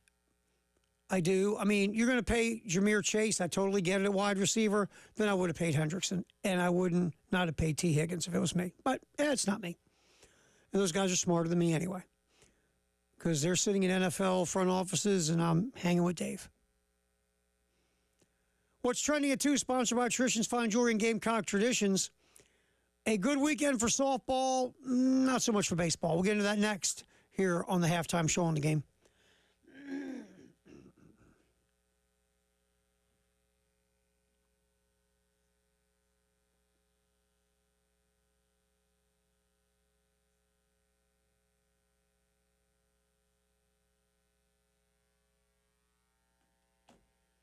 We always talk about the Nest on Gadsden and the Vista when you are looking to get anything done to the home, maybe new bathroom stuff, including a really cool tub, maybe new fixtures, new lighting, new appliances, new plumbing, all those things that make your house more efficient, functional, or just make it look really good.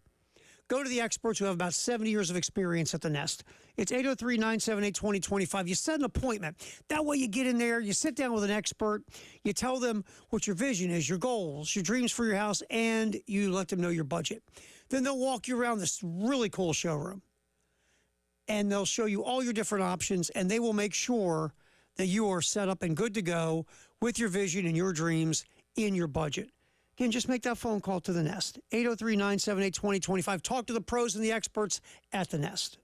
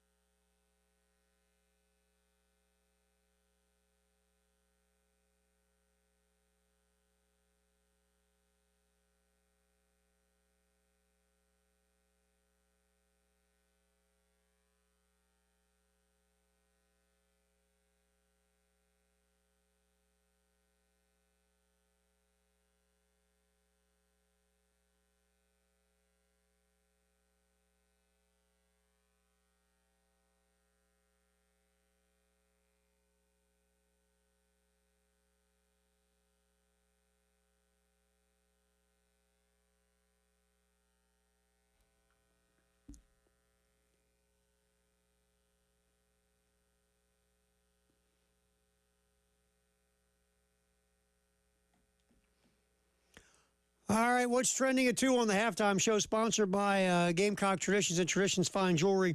Terry Ford, appreciate you hanging out with us.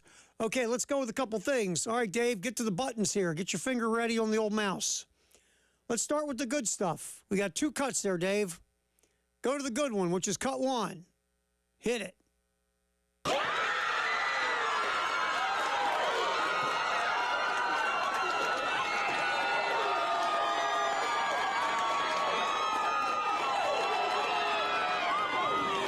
What I believe that is a softball team finding out they have the 8th seed in the NCAA tournament, which is really a good spot.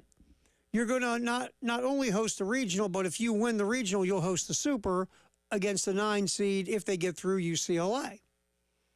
It's a good spot for the women. And it's just been a phenomenal season.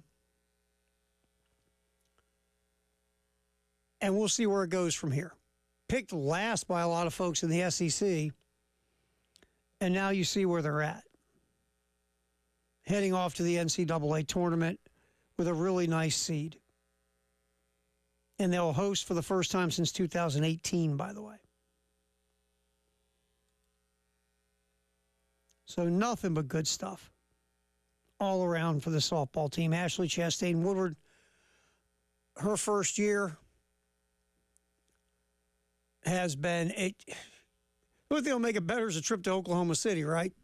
To get to the softball World Series. But, I mean, you get Elon, and then you've got the winner of the 2-3 game between Virginia and North Florida. The winner of each game will play the next day, while the losers are going to play an elimination game. So that's kind of the setup. And we'll see where it goes. With South Carolina, I mean, set up pretty solid here to move on to a super. And like I said, if everything plays a chalk, you would get UCLA. You stay away from the SEC team, as a matter of fact. Just a lot of buttons were pushed right for the South Carolina women. Ari Rhodey comes over from Charlotte, 333 batting average, OPS of over 1,200, hit 16 homers. Slugged 739, on base percentage almost 500. Just an excellent year. There's others, 4 players on this team who got a lot of run, have OPS over 900, and another player with about 85 at bats, also an OPS of over 900. Pitching wise, you got 2 hammers in Hurd and Gress. Both of them with ERAs way under 1. So you're set up nice. And we'll see where it goes for South Carolina with the women as they're the 8th seed in the NCAA tournament. The men, on the other hand, the one game you could have won over the weekend ended like this. Hit cut 2, Dave. Cycle, he has had another beautiful day. Bunt! No play at the plate, no play at first. Ball game is over.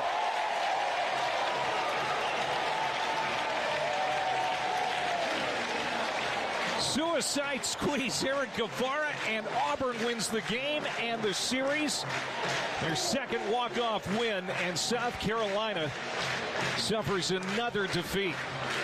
Yeah, that was a tough one. You look at the 3-game series with Auburn. That was the one you were hoping to get, and you didn't get it. Took the lead twice. Came back to take the lead on 2 different occasions. And you just couldn't hold it. And you lose 11-10. And, of course, in between all that, a 24-2 thumping where you were run ruled on Thursday. In the second game of the doubleheader, you lost to Auburn 11-3. It's rough 3 days, rough road, rough season, rough first year for Paul Maneri. By the way, Coach will not be on today at 5:15, his usual spot with Jay and Elijah on the postgame show. Instead, Monty Lee will hop in. Coach Maneri's assistant, of course, longtime assistant here at South Carolina, Monty Lee, will be on at 5:15 with Jay and Elijah. And just the Auburn series, look, when you've given up, you go through a series where you give up 46 runs, it's tough to beat anybody. It just is. And this team hasn't given up less than 6 runs since beating Charleston Southern on April 29th. Gave up 9, 22, and 8 to Florida.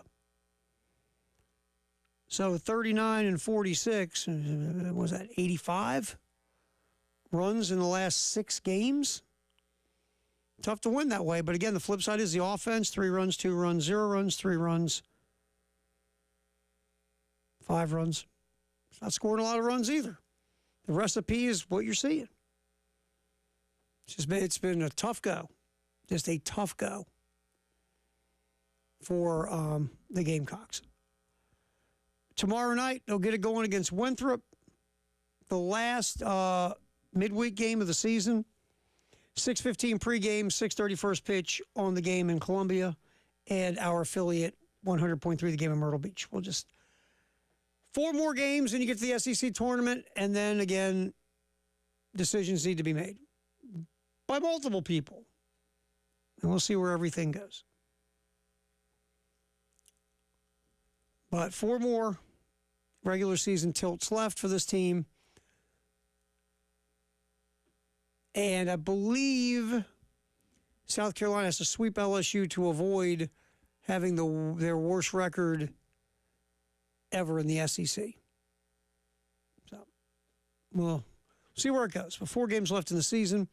Again, Paul Maneri came on these airwaves with Jay and Elijah last week and said he's come back for year 2. But, of course, you have to say that when you're asked about it. Number one, whether you are or you aren't, for a multitude of reasons. One, you mean maybe you just want to, you are planning on coming back for year 2. But if you're in the back of your mind thinking if you want to or you don't, you can't say that on the air. Because if you do come back, it's going to be used against you in recruiting. And 2, not to go down this road, you have to say you want to come back because then you put the onus on the university. If they don't want to bring you back, they have to pay you your buyout. You don't want to quit because if you quit, you don't want to get any money off your contract. So we'll see what happens. But Coach Maneri says he plans on coming back for year 2, and we discussed this a couple different times today on the air, is if you're Jeremiah Donati, what are you looking at? Are you looking at the fact that, you should give a coach more than 1 year, no matter how disastrous year 1 is, unless you see some things that just you can't have in your program? Do you say, we got to run this back year 2 with Donati because, again, we got to give him 1 year to get himself settled in. It's not fair. Do you look at it also as that's a lot of money we have to spend to get rid of the coach and then bring in another coaching staff? Or 3, are you just going to bite the bullet and say, look, this was terrible. We got to move forward with somebody else. We just got to give this thing a colonic and move forward with a new crew. Those are the situations that will face Jeremiah Donati. Maybe Coach Maneri at the end of the year, maybe he wants to go, you know what? I was kind of digging retirement. I think I'm going back. I just don't think Paul does that because I just don't think you want to leave on this note. Coach Maneri's had a very, very successful resume, or he does, and I probably wouldn't want to leave with this season if it were me. Oh, like I said, we'll find out. We'll see. What's Trending at 2 is sponsored by Tristan's Fine Jewelry and Gamecock Traditions here on the game.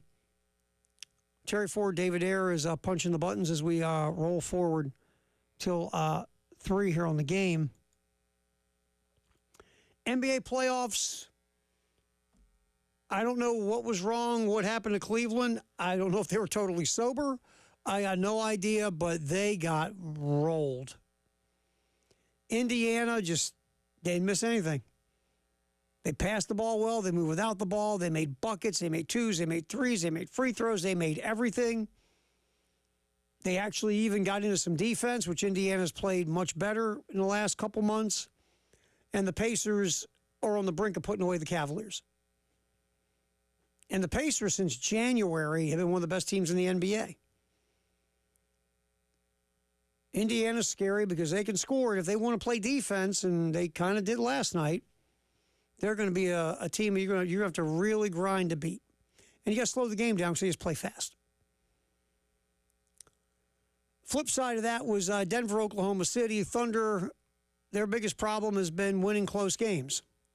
They don't play many because they're so good, but when they do play one, they sort of like soil themselves.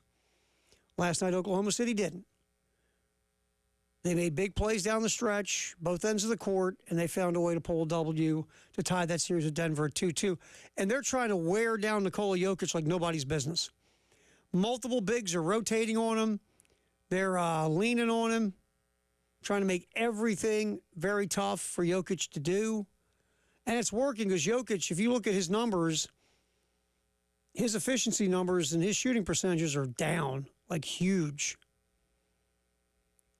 And so what Oklahoma City is doing to Jokic is working. But the flip side is, again, Denver has done some things to make Oklahoma City uncomfortable, whether it's SGA or some of the other guys on the squad. They're taking away some stuff that Oklahoma City likes to do, and they're forcing Oklahoma City to do things they don't want to do. So this has been an interesting little cat and mouse series. But Oklahoma City evens it at 2, and I think the Oklahoma City bench is going to be the difference because Oklahoma City actually has a bench. Denver has one guy, Russell Westbrook. If good Russ shows up, great. But if bad Russ shows up, you're in trouble. So, NBA playoffs last night. We were talking about this earlier on the Extra Point, is you could conceivably, if Oklahoma City loses to Denver and the Knicks beat Boston, Indiana finishes up and takes out Cleveland, and Minnesota does knock off Golden State, just by pure market basketball, NBA markets, the NBA will be doing everything they can to get the Knicks in the finals. Because, look, Indiana's fun to watch. They got some dudes who are really playing well. But the country is not lathered up for Indiana. Woo, the Pacers. And what if Minnesota got through on the other side? Look, Anthony Edwards is a fine young talent. But a Minnesota-Indiana NBA final is not going to make people tingly on Madison Avenue or in the NBA offices in New York. If you lose the defending champion, the 2 top seeds in this round, oops. They said, all you're hoping for the Knicks to go win the title. That might be, to the country, that would be the most compelling story. If that doomsday scenario we just laid out would happen. All right, Palmetto Citizens Federal Credit Union Grand Slam giveaway is still happening. If a Gamecock batter hits Grand Slam, you can win some cash. Pot's right now at $525. Go to 1075thegame.com to register. It goes up, does the pot, $25 every game. Kay Crenshaw was on with Gamecock Central folks. Very interesting interview. Cade does play-by-play for Gamecock baseball and softball. Cade gave his thoughts on both, and we're going to re-rack that interview for you next on the Halftime Show, which is trending at 2, sponsored by Gamecock Traditions and Traditions Fine Jewelry right here on the Game.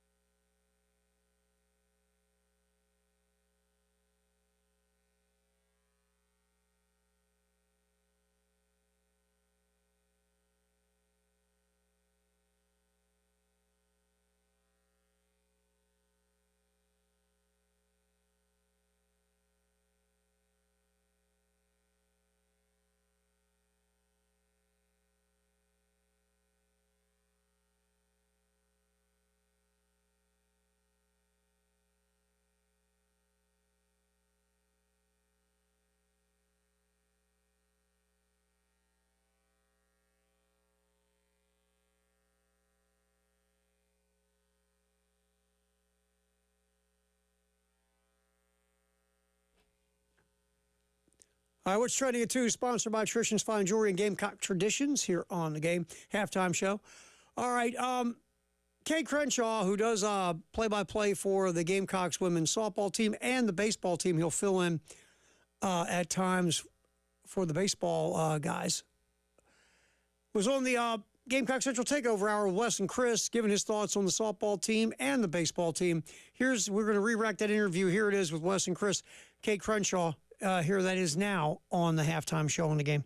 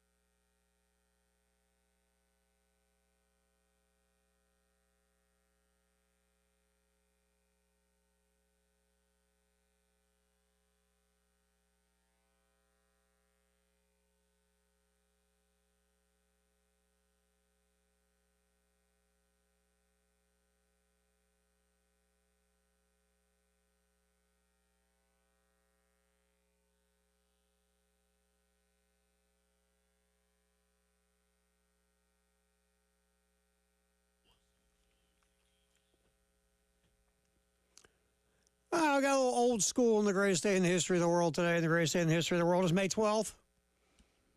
1909, the Preakness Stakes is held in Maryland for the first time after 16 runnings in New York. That was, again, 1909. And then 1910 was the first running of the urinals at the Preakness.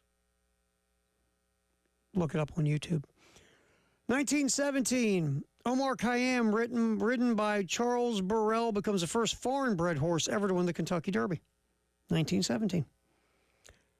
1970, Ernie Banks hits his 500th career home run. Ernie Banks was a great player. He's played for some terrible Cub teams. Terrible Cub teams. But Ernie Banks on this day in 1970 hits his 500th career home run. 1974, the Boston Celtics beat the Milwaukee Bucks 102-87 to win the NBA championship in 7 games. Very interesting squads. Kareem Abdul-Jabbar, playing for the Bucks, was the MVP of the league. Also on that team, some dude named Oscar Robertson, a guy named Bobby Dandridge, who was a good player, Lucius Allen. The Celtics had Dave Cowens, John Havlicek, JoJo White, all those dudes. So this day in 1974, the Celtics beat the Bucks. 1973, the Pacers beat the Kentucky Colonels in the ABA championship. A lot of people think that when the ABA and the NBA merged in the 70s, the Kentucky Colonels massively got screwed. They were really good. Guys like Artis Gilmore were on that team. I think Louis Dampier. Everybody thought that franchise would get into the NBA, and it didn't happen. But the Colonels, they lose the ABA championship on this day in 1973 to the Indiana Pacers, who were a really good ABA squad. I believe George McGinnis was the go-to guy there. 1979, a great win streak was snapped in tennis. Chris Everett's 125-match winning streak on clay comes to an end. Chris Everett was really good. Got overshadowed as time went on by Martina Navratilova, but Everett was a phenomenal player. Won her share of majors. Greatest day in the history of the world. We spin off to 2010. This is a really cool feat in hockey. Montreal followed up a monumental upset by pulling off another one. The Canadiens were the 8th seed in 1994. They took on the Washington Capitals, who had the best record in the NHL, and won the President's Cup. And the 8th-seeded Canadiens took out the top-seeded Caps. Then, guess what happened?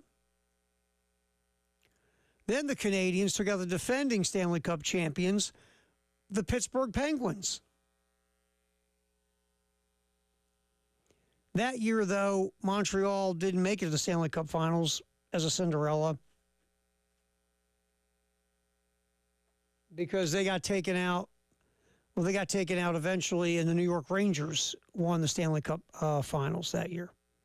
They beat the Vancouver Canucks. But just a great Cinderella ride in the first couple of rounds by the Montreal Canadiens. No team from the 8th seed has ever, in the same Stanley Cup playoffs, knocked out the President's Cup winner or the President's Trophy winner or the defending Stanley Cup champion in the first 2 rounds. So that's pretty cool stuff. 2013, Serena Williams beat Maria Sharapova in Madrid. Serena Williams, of course, best tennis player I ever saw. Steffi Graf was phenomenal. Martina Navratilova was. Monica Seles, where she got stabbed by that kook. But Serena Williams, to me, the best female tennis player I ever saw. I know she wasn't long into her pregnancy, but she won a major when she was pregnant. That alone, to me, is wow. This day in 2014, LeBron James ties his playoff career record with 49 points. Chris Bosh hits a big three-pointer with under a minute left. Miami took out the Brooklyn Nets 102-96 to take a 3-1 lead in the Eastern Conference semis. And, of course, LeBron won 2 rings with the Heat, won a ring with Cleveland, also won a ring with the Lakers. But I tell you, the best, to me, the most impressive thing with LeBron was the first time he went to the finals in Cleveland. And they got boat raced by San Antonio. But that Cleveland Cavalier team had no business being in the NBA Finals. That was LeBron and just a bunch of dudes from the Y. And they got to the NBA Finals. That was impressive. And again, that was in a loss. So there's the greatest day in the history of the world. May 12th here on the Halftime Show. Terry Ford, David Ayer hanging out. Tyler's in Nashville. Taking time off, wanting to have a life. What's up with that, Dave? I don't know. A little concerned about him. You know? Since he's been here, he got married, has a wife. Now he wants to go, like, vacation. Got to put a stop to this mess. Exactly. Yeah, no more of this. So Tyler will be back next week. David Ayer and I running through here the Halftime Show without Tyler. Just want to give you a quick reminder. We got baseball all week long. Tomorrow against Winthrop, 6:15 pregame, 6:30 first pitch. Here in Columbia, 107.5 the game, and our affiliate in Myrtle Beach, 100.3 the game. Thursday, Friday, Saturday, the final regular season SEC series against LSU.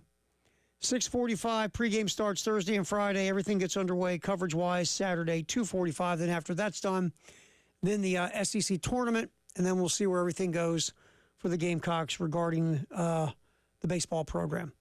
Because remember, there's a new AD who did not hire this head coach. So we'll see what decisions are made. And we got a head coach who has said he wants to come back. We'll see if he wants to. And if he does, we'll see if the AD says, I agree. We'll see you next year. Let's go do it. So the regular season ends this weekend, then the SEC tournament. All right, we will get our Firehouse Up text the hour coming up, 803-404-6100. Also, we will talk with Jay Phillips. We'll do our handoff, sponsored by Little Pigs on Alpine. Get you ready for the post-game show with Jay and Elijah. Again, today, Paul Maneri typically jumps on at 5:15, the Gamecock baseball coach. But today, subbing for Coach Maneri will be Monty Lee, longtime assistant at Carolina. Again, Monty Lee, 5:15 instead of Paul Maneri. All right, Firehouse Up text the hour and our handoff coming up next here on the Halftime Show on the Game.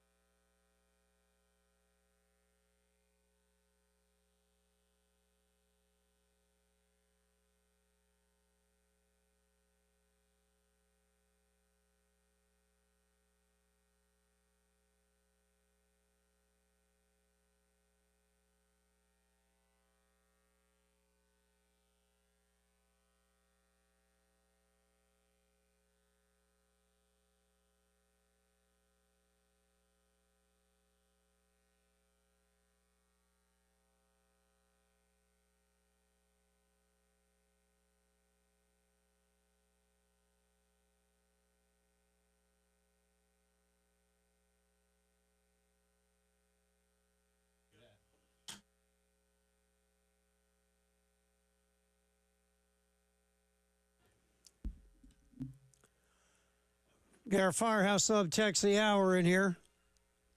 803-404-6100. Anonymous texter. My concern about baseball, to be quite honest with you, is the fact that it's been a long time since South Carolina last won the College World Series, and most of the guys that are being recruited now probably don't remember because they were too young. Yeah. I mean, and look, you and I have had this conversation. Jay Phillips is here, handoff, sponsored by Little Pigs on Alpine. Howdy. Hey, you and I have had this conversation that now, and look, this is not a criticism. It's just the way it is. You can walk them up and down the hallways, your Hall of Honor, and show them the legacy and the tradition, and they go, "Yeah, that's pretty cool, dude. How much you give me? Yeah. What you got for me?" Or, even if it wasn't that, I think back in the day, the University of Chicago won a football title. Mm-hmm. Oh, yeah. Fantastic school these days, fantastic. Ivy League caliber, but, if you want to play football at a high level, you're not going there. I'll say this. I grew up in Maryland. University of Maryland actually won a national championship in football in the 1950s. 1954? Jim Tatum was the head coach. Yes. So, but before Randy White played. You think. Yeah. Randy White was there from 1953 to 1977. He was like Ron Slay. Uh-huh. No, I think I was watching a football recruiting thing the other day, but it really, I think, applies to any collegiate sport. That if you've won titles, if you've won a title or multiple, but if your last title is 5 years or longer, but even at 5 years, then the high school kids you're recruiting were 10 or 11 years old when you won that title. That's what you have. That's the mindset. Like you can pitch it to your fans and to people our age. That 2010, 11, 12 run feels almost like yesterday. But I can assure you, and you and I both, as still the fathers of high school children, what happened 10 years ago may as well have happened 1,000 years ago. They don't care. No, and again, they have so many things in the world to keep them engaged, right, today. We didn't have that much stuff, so we paid more attention to those things, or we saw more about, the history of stuff. Today, they're going a million miles an hour, man. Yeah. 5 years ago, might as well be 50. Yeah. And look, it doesn't mean that your program can't have the pride and history and pedigree to be sold to said recruits and families. It's just, again, I think sometimes as fans, and this doesn't apply to Gamecock baseball, this could apply to a lot of sports. You could be a Syracuse basketball fan and think, man, I remember when Mello and McNamara won the titles. Like, yeah, you know what? That was George W.'s first term. Yeah, Mello's retired. Yeah. I'll give you one, and we talk about it all the time, Nebraska football. Yeah. The Nebraska football fan over the age of 40 will tell you all the great stories when Nebraska every year was competing for national championships, winning national championships. They had that ungodly streak of 75 million years in a row. They won double-digit games or whatever. But guess what? That was the last century. Yeah, it was a long time ago. And, the recruits now, they look at you and go, yeah, dude, that's great, but you know how cold it is in Nebraska? Right. Screw you. Right. It just, so I get what the texter's saying is fans all live in that world because it was a good feeling, right, of that. But as you move farther and farther away from it, it's tougher to sell it as a recruiting tool because, again, these kids were 5 or whatever age. It's very difficult, and you don't want to fall into that bucket. To be specific to Carolina, unless you are someone like, say, a young Bo Hollins who has direct parental lineage and family lineage to the program, you weren't really growing up dreaming of that. It's great to see a young kid like KJ Scobie doing it, but KJ's from Florida. I mean, he could have had a host of places to land. I mean, you're glad he's a Gamecock, and you hope he stays a Gamecock. By all accounts, I think he will, but I just saying. So it's just so hard these days. And look at this past weekend as an example of some of the things that happened. I mean, how about Missouri sweeping A&M? What are they selling? Randy, who saw that coming, by the way? Florida goes to Austin and wins, and Florida was left for dead 6 weeks ago, just like the Gamecocks. Now they're arguably playing the best ball in the SEC. Yeah. Think about it. Yeah, and just like last season, getting hot at the right time. Everything's coming into place. You can have all the reasons as to why you start slowly, but how you start doesn't matter nearly as much as how you finish. And unfortunately for the Gamecocks, they, the the first games, look, you had a really weak non-con, but as soon as you saw Clemson, you got swept, and then you realized, but then you were in all those games. Yeah, so, for the most part, you certainly you weren't getting trounced. No, you were. I mean, remember those things were. You weren't getting run ruled. You didn't watch those games going, oh my God, they're so much better. Right. You knew Coach Bakich had a pretty good team, and then again with Oklahoma, you should have won that series. Mm-hmm. And I'm not saying that if you win the Oklahoma series that it changes the course of the entire season. But I would love to know, and that's one of the things in sports, right? Like if you just you had 2 outs in the 9th, all you got to do is field a grounder, and you beat Oklahoma, and you don't. And it just seemed from there to I'm with you on that because again, not to say that would have changed everything. And all of a sudden, this team's going to Omaha. We're not saying that, but so much of life is from the neck up. Yeah. And if you get that out, you win that series, you got a little puffy chest and some momentum moving forward.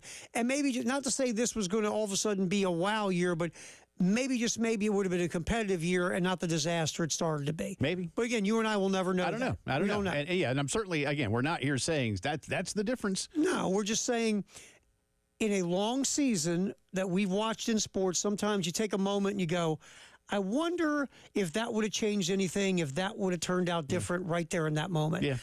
You never know. And maybe a few games because the way this pitching has gone, you do realize that it's just so overmatched. It's actually kind of frightening. And the thing, you think about it for a minute, like that. I mean, 2 grand slams in an inning against A&M.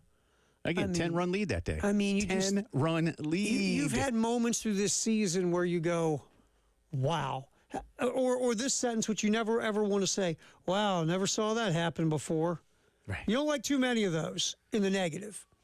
But you got Monty Lee today. He's coming out of the pen. Yeah, we're told that Coach Maneri is traveling and that Monty will is he recruiting? Filling it. I was told he's. Is he going to Disney? Because do you give him a little heads up on Disney? Well, you know what? If he's going to Disney World, I'll give him that. Oh, I saw this real quick. We could all use a break. I suppose.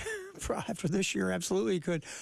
2026. Was it? Oh, it's Perfect Game. Is that the website? The baseball. They have 2026 recruiting class right now. South Carolina is 25th in baseball. 14th though in the SEC. It's just like football, man. Yeah. It just you sit there and go, well, 25th is solid right now. And of course, this stuff's fluid and can change all the time. Yeah. But you go 25th in bed. And I started counting all the SEC schools. I go, ooh, it's like 14th in the SEC. Yeah, it's going to take a lot. It sure is. It's gonna and we'll see what direction this thing goes when the season's over. But yeah, it's going to take a lot.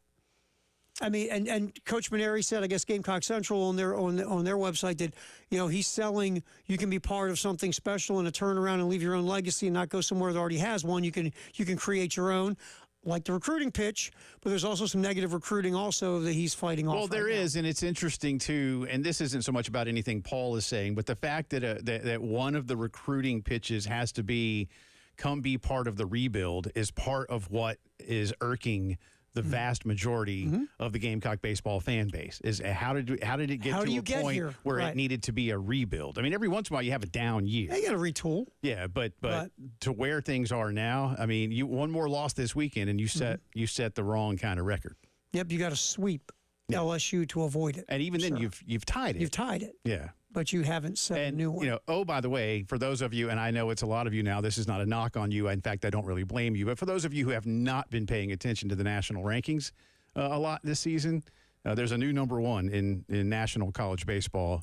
It's Louisiana State University. Who's coming in here on the weekend? Louisiana State University. It's been that kind of year, though, hasn't it? Louisiana State University. Hadn't it been that kind of year? It's like Florida. If you could have played Florida in the middle of the year, when they were stumbling and bumbling around? Yeah, sure. No, you got them when they were getting high. Yeah. Now you get LSU. Yeah, who gets Missouri this weekend? Right, exactly. Hope it's not somebody that needs a playoff hit. Because A&M needed one. And I was getting ready to say, A&M, they went into Missouri going, yeah, do you guys want to take wiffle ball bats? Basically. Make this thing fair? That's what I told Elijah. Like, that's what they must have. I don't know, man. When I saw that over the weekend, I went, are you serious? And they beat them like 10-1 yesterday. Yeah, they whooped them. Yeah. That's crazy. Yeah. All right, what do you got coming up besides Monty Lee? We got that. Could the college football playoff be going to 16? We have new information. The SEC could be going to 9. We'll get into that. And some NFL stuff, too. All right, good But no deal. Braves. Well, maybe some Braves. Yeah, that was I get you. Jay Phillips, Elijah Kill, Like post-game losing to shows coming next. Missouri. Nice job, David Dare. We'll do it again tomorrow.